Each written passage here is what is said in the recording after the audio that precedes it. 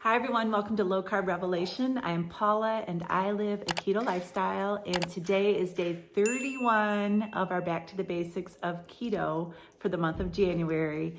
This is the last day that I will be doing this series. I'm looking forward to February because I am going to be doing a series on keto on a budget. To be going and shopping for some different ingredients and trying to keep my budget really low. And I'm gonna try to prepare some lower budget meals. So I'm looking forward to that. We are getting ready to have breakfast. Ed is in the back there, scrambling us up some eggs. I just made some sausage gravy for the first time.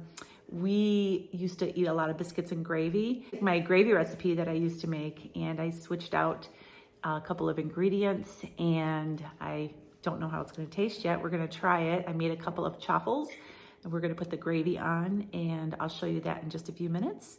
And then after breakfast, we are gonna sit down and have a little coffee chat, and we're gonna talk a little bit about Ed's story. And so stay tuned for that. So I was getting ready to sign off, and Ed said, wait, and my breakfast is all done. So this is my gravy, my sausage gravy, scrambled eggs here, and 2 chaffles, and the gravy. So we're gonna go ahead and eat, and we will be back in just a little bit. This looks delicious. So we just had breakfast. What did you think about the gravy?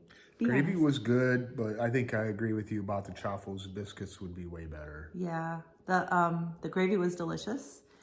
It just wasn't the same texture as biscuits. Right. And so I'm going to work on a good biscuit recipe. If any of you have a good recipe for biscuits, keto, low carb. She had it down. I did. Let me tell you, the biscuits were the flakiest, layers. So my mom is from West Virginia. My mom from the South. I learned how to make really good biscuits and gravy. Or they were really good, and they were like, he said they were really thick biscuits and they had flaky layers. I didn't make biscuits and gravy for a long time being keto because I felt like I couldn't compare to that, and I didn't want to be disappointed. And it was like today, the gravy was good, but having it on the chaffles, it just was not the same. So if anybody has a really good biscuit recipe that's low carb, let me know. But that's something that I'm going to be looking into because, yeah, it was good gravy, but yeah. I like how you switch up a couple ingredients to be able to have the same dish. Like the gravy usually use flour and all that. Yeah. And they come out really good. Yeah. So that's what it's all about, is just taking everyday recipes and just converting them into low carb. So speaking of low carb, we're going to be talking a little bit today about Ed's journey. And by the way, we have coffee. We just had our breakfast, and he has black coffee, and I have a little bit of heavy cream and some monk fruit sweetener. Yeah, we want to talk a little bit about Ed's journey. We have a lot of people that have asked, because he does this along with me, and I have a lot of wives that ask me, how do you get your husband to do this? And they wish that their husbands would do this. And so just thought maybe sharing his story would help, to explain that a little better. So about 14, 15 months ago, it was actually Ed that was on YouTube, and he came across a YouTube video for Dr. Ken Berry. And he was watching it, and a lot of times he'll watch something on YouTube, and I kind of, I'm in the room, but I'm not really paying attention. I'm on my phone or whatever. And I started paying attention, and I'm like, And so we both started listening to his. Wasn't I looking up how to reverse getting diabetes? Because I thought I was starting to.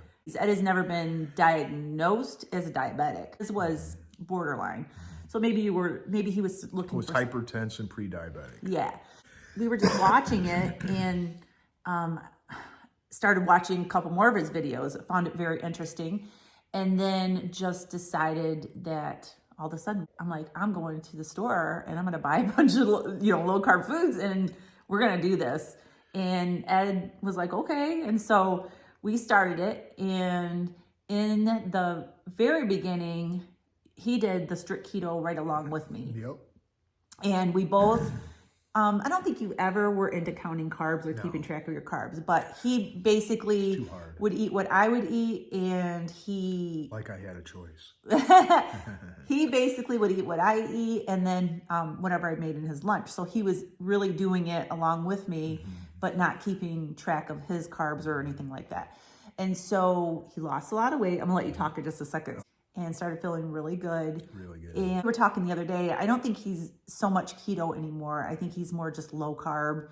He eats a lot of low carb foods, but he eats more carbs than I do. There are certain things that I have no choice. I can't eat them because if I eat them, they're gonna affect my health. I'm really strict. I stay under 20 carbs a day. He's definitely more lenient now that he has lost weight and all that. So I'm gonna let him kind of explain what his perception of it. So I'll stop talking now and drink some of my coffee and let you say whatever you want to say. Well, I don't know quite what to say, but like she explained, I did it pretty strict for 6 or 8 months or whatever until I lost 60 pounds almost. And then I started loosening up a little bit and cheating here and there a little bit. Not real crazy, but boy, can you tell the difference. Like if I eat carbs now, it just feels like a rock in my stomach for days until you get back into ketosis and you start to eliminate, you get rid of it and you start to feel normal again. So I really learned to be in tune with my body and what it's doing by what I'm eating. So it's really interesting how you can control your body just with the food that you eat. It's really amazing how I healed myself, and I don't, I was getting a little dizzy and a little kind of blackout-ish and stuff sometimes, like, before we started doing this, and now I don't get that at all anymore. You did have some like stiffness in your hands and that. He works with his hand with tools and stuff, and he doesn't have that anymore. Right. So now that I've dropped the weight and I've kind of loosened up a little bit, and it really kind of don't feel good when you cheat. Right. It don't feel good. It don't feel the energy that you had when you're burning clean.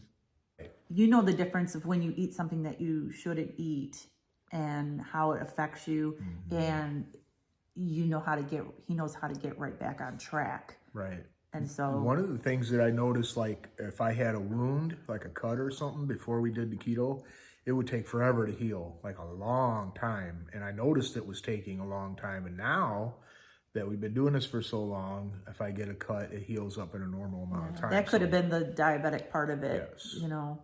But but I like it. I like the lifestyle. It's kind of, you miss some of the, foods and stuff, but you're not starving. You get to eat. You're definitely not starving. You get to eat as much as you want. We're just having breakfast, and neither one of us could finish our breakfast. Because we both ate half. And our eyes were bigger than our stomachs, for sure. That's another thing, talking about stomachs. I noticed that once you do keto for a while and you get into ketosis, I like the feeling of being hungry. When I get empty, like when we're in our fast, and we're getting ready to break the fast, like an hour or two before the end of the fast, you feel so good, so strong. Your stomach is empty. You feel like your stomach is sucking in when you're not trying to. That's really cool. And you just feel like you're making gains, and I like that a lot. I did learn that. That was something that was kind of surprised me. So now I try to stretch, like I eat from 12 to 6, and I try to stretch past 12 if I can. And I try to cut early if I can. If she makes dinner at 5 o'clock and I'm home from work already, we'll go ahead and eat then and then just stop. And that extends your burn time when you're not eating, and that, you're eating more fat. So I really learned how it feels when your body is eating its fat reserve, and it feels good. I have tinnitus. It's ringing in your ears. It sounds like a high-pitched squeal all the time. Never goes away. And it got to where it was annoying me pretty good before we started keto. And like even right now, I can hear it, but it's like half of what it was. And I get it more when I drink caffeine or sugar. I found out sugar was really ramping it up, but caffeine will ramp it up also. But it's it's diminished a lot. Yeah, because that's something that I guess they don't have a real cure for that. So it's something, but like you said, you used to have a sweet, he still does have a little bit of a sweet tooth, but he used to have a really bad sweet tooth. Every after every meal, he would say, I want something sweet. I want something sweet. And that increased the ringing in your ears, I think, too. Oh, yeah. And then now that you're not having that as much. Right. We've also noticed that our sleep patterns are a lot better. We fall asleep easier. We sleep better. We don't toss and turn as much. You get a more sound sleep when your stomach is empty. I can remember before we did keto, I would eat late, eat bad stuff late. And I would just toss and turn all night, just feel so miserable. And it's so nice not feeling that anymore. Yes, it really is. Yeah, it's truly impressive. So I've noticed at work, a lot of my coworkers would come up to me, man, you really look great. How much weight have you lost? What'd you do? How'd you do it? Blah, blah, blah. And I always tell them, stop and eating. No, really, to tell them that it's low carb, no sugars, no alcohol. We don't drink anyways, but all of them guys mostly do.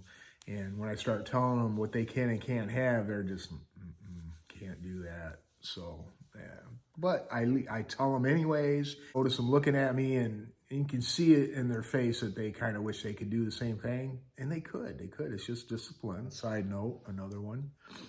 This past season when we were hunting, me and my buddies, last couple of years, they were outpace me, and I'd be huffing and puffing and out of breath and having to stop and catch my breath and take a break and all that. Because they carry a lot of gear back into the woods, and they walk a long way. Backpacks, weapons. A lot of effort. Yeah, a lot of trudging through snow. It's very, very challenging, physically challenging. And this past year, I outpaced them, and it was awesome. It was really pretty cool.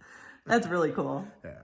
I was pleasantly surprised by that. Yeah. This way of eating has really changed our lives for the better in all areas of our life. In all aspects, we have more energy. We have grandsons. He has little WrestleManias on the floor with our grandsons and pillow fights and all of that. So fun.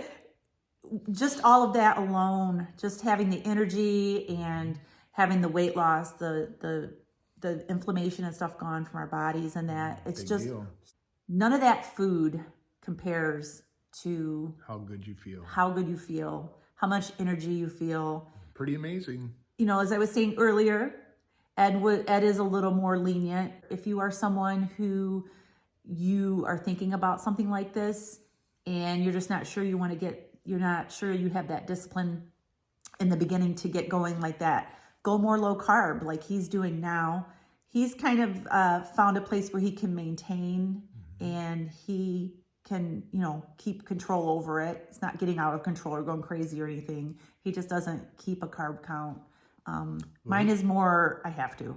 I have to say though, when you cheat, oh man, the pounds come on fast. Immediately. Like if you cheat 2 or 3 meals, you can pick up 10 pounds in 2 days. Yeah. Man, it's crazy. It's all bloating. No bad joke there. Yeah. Yeah. It's a great journey though, and I'm really proud of you for growing this channel and doing what you're doing and helping everybody that's watching. It's really quite incredible. We watch the comments, we read them together, and it's pretty amazing. Thank you. Don't cry. Thank you. You're welcome. Very much. All right. Well, we're going to go ahead and wrap this up today. And thank you for sharing your little story with us. He was saying in the beginning, he was a little camera shy, but you did great. Thanks. You did great. So might see me some more. We'll see. Well, yeah. All right. We're in this together. So I'll see you the next time, or maybe we'll see you later on today, the next time we eat. Yeah. So it's 1 o'clock and we are going to have a little snack. And I just put a brie cheese wheel in the oven, and I caramelized some onions and some garlic and a little bit of bacon on the stovetop. After the cheese was all melted, I topped the onions on top. I'm gonna turn the camera on and show you cheese dip. I like to use a little skillet that is just about the same size as our brie cheese wheel because it just kind of melts all over. And we have some carnivore crisps, chicken breast, and some Max pork rinds, and some keto crackers from Aldi. I'm actually going to be using the chicken breast to scoop this up and eat it. So that's going to be our snack. So it is come up here.